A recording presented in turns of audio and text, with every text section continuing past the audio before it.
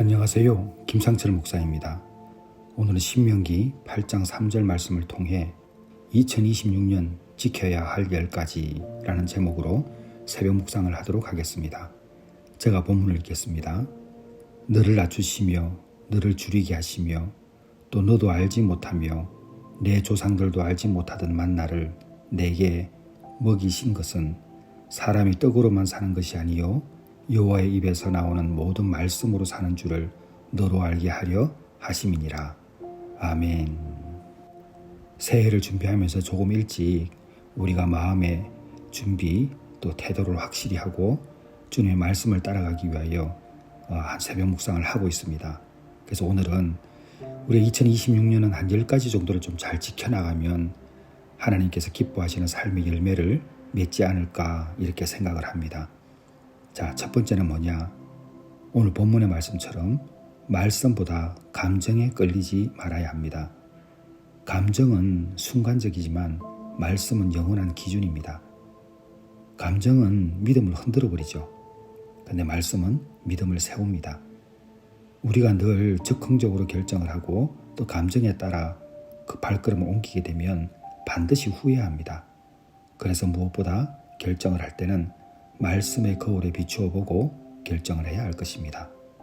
그리고 두 번째는 기도를 일로 하지 말고 숨을 쉬는 것입니다. 데살로니가전서 5장 17절 말씀을 보게 되면 쉬지 말고 기도하라 이렇게 되어 있습니다. 기도는 해야 할 일이 아니라 살아있는 그 관계를 확인하는 과정입니다. 하나님과의 대화가 일상이 될 때 영혼은 숨을 쉽니다. 우리가 지금 호흡하고 있는 이거는 육체를 살리는 것이죠.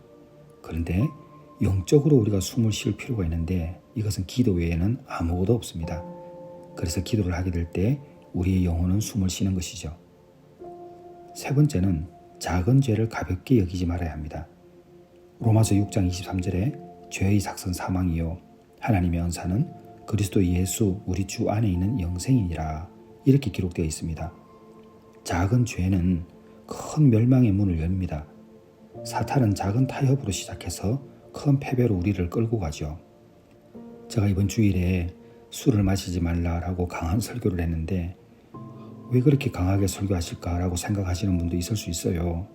그런데 술을 마시게 되면 우리의 감정 상태가 달라집니다. 예를 들어서 중독의 늪에서 벗어났던 사람이 술을 마시게 되면 자신도 모르게 과거로 돌아가는 경향이 있고 우울증이나 마음의 어려움에 놓인 사람들은 술을 마시게 되면 선택하지 말아야 될 것들을 또 선택하게 되는 그런 우울을 범하게 되는 것이죠. 그래서 작은 죄라도 가볍게 여기지 말아야 된다. 너무나 중요한 겁니다. 그리고 네 번째는 비교의 함정에 빠지지 말아야 합니다. 비교는 열등감이나 교만을 낳습니다. 하나님은 각 사람을 독특하게 부르셨죠. 그래서 모두가 다릅니다. 다른데 왜 비교를 합니까?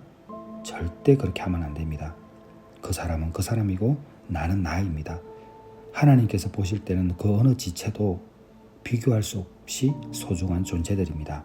갈라디아서에 보게 되면 자기의 일을 살피라 그리하면 자랑할 것이 자기에게는 있어도 남에게는 있지 아니하리니. 다시 말씀드립니다. 비교는 절대 안 됩니다.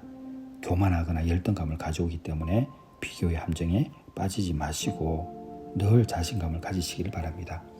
다섯 번째는 사역이 우리가 교회에서 하는 사역이 있죠. 신앙을 대신하게 하지는 말아야 합니다.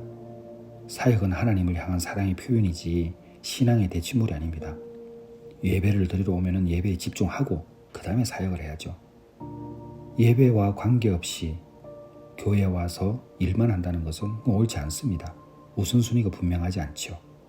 마태복음 7장 21절에 보게 되면 나더러 주여 주여 하는 자마다 다 천국에 들어갈 것이 아니요 다만 하늘에 계신 내 아버지의 뜻대로 행하는 자라야 들어가리라 이렇게 기록되어 있습니다. 이제 교회에 일손이 부족하고 섬기는 사람이 적을 때 마음이 되기 어렵죠. 너무 많이 해야 되니까. 그러니까 교회는 함께 이루어가는 곳입니다. 누구는 하고 누구는 안 하면 안 되죠. 함께 하고 또 사역을 하는 분들도 예배보다 앞서서는 안 된다. 그것을 꼭 기억해서 예배에 집중하고 그 다음에 사역을 해야 합니다. 여섯 번째는 용서하지 못하는 마음을 새해까지 가져가면 안 됩니다. 용서는 감정이 아니라 결단입니다. 용서하지 못하는 한 우리의 영혼은 자유를 잃게 됩니다. 그러니까 나를 위해서라도 용서를 해야 돼요. 서로 친절하게 하며 불쌍히 여기며 서로 용서하기를 하나님이 그리스도 안에서 너희를 용서하심과 같이 하라. 에베소서 4장 32절에 기록된 이 말씀처럼 용서를 하지 못하는 마음을 품고는 살아갈 수가 없습니다. 그러므로 새해에는 이 용서하지 못하는 마음을 다 내려놓고 해결하고 나아가시길 바랍니다. 그리고 7번째는 하나님보다 사람의 평가를 더 의식하지 말아야 됩니다. 사람의 인정은 순간이지만 하나님의 인정하심은 영원합니다. 신앙인은 청중의 한 사람뿐인 삶이라는 말이 있습니다. 우리는 하나님만 바라보고 살아가는 거예요. 사람의 평가에 연연하지 마십시오. 이게 뭐가 중요합니까? 하나님을 우리가 직면하고 아버지께서 말씀하시는 걸 듣고 나갈 때에 사람이 어떤 영향을 주어도 흔들리지 않습니다. 이제 내가 사람들에게 좋게 하랴 하나님께 좋게 하랴. 여러분 기억하시죠?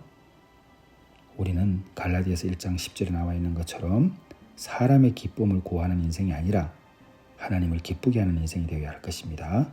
그 8번째는 말씀을 정보로만 듣지 말고 행동을 해야 합니다. 야고보서 1장 22절에 너희는 말씀을 행하는 자가 되고 듣기만 하여 자신을 속이는 자가 되지 말라라고 했습니다. 하나님의 말씀은 지식이 아니라 삶의 변화로 증명이 되죠. 듣는 신앙이 아니라 행하는 신앙이 필요합니다. 행동하지 않으면 복을 받지 못합니다. 이번 주일에도 말씀을 드렸죠. 하나님께서 주시기 위하여 준비하고 있어도 오지 않는데 어떻게 주겠습니까? 우리는 예수를 믿는다는 것은 그냥 가만히 있는데 하나님께서 복을 주시는 게 아니라 믿음대로 살 때 당연히 복을 받게 되어 있습니다. 그러므로 말씀을 들을 때에 그냥 이해하는 것이 아니라 그렇게 듣지 말고 삶으로 살아내시는 여러분이 되시길 바랍니다. 그리고 9번째는 불평을 하지 말고 감사를 해야 합니다. 데살로니가전서 5장에 범사에 감사하라고 되어 있잖아요. 감사는 믿음에 사람이 가지고 있는 너무나 따뜻한 그러한 마음입니다. 감사하는 사람은 은혜를 아는 사람이죠. 그리고 감사하는 사람은 절망 속에서도 하나님을 바라보는 사람입니다. 그리고 10번째는 이렇게 결단하는 새해의 결심을 하나님 없이는 세우면 안 됩니다. 우리는 하나님이 없는 계획은 모래 위에 짓는 집과 같습니다. 우리의 결단은 항상 주님의 뜻과 연관되어야 됩니다. 그래서 너는 마음을 다하여 여호와를 신뢰하고 내 명철을 의지하지 말라.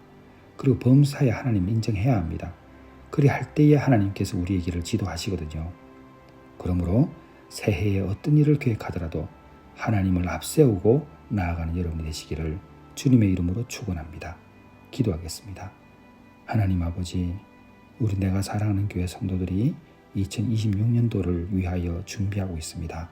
그래서 오늘 새벽 묵상도 늘 기억해서 주 안에서 강건하게 보낼 수 있는 한 주간이 되게 하여 주옵소서. 그리고 준비하는 자 되게 하여 주옵소서. 예수님의 이름으로 기도드렸사옵나이다. 아멘.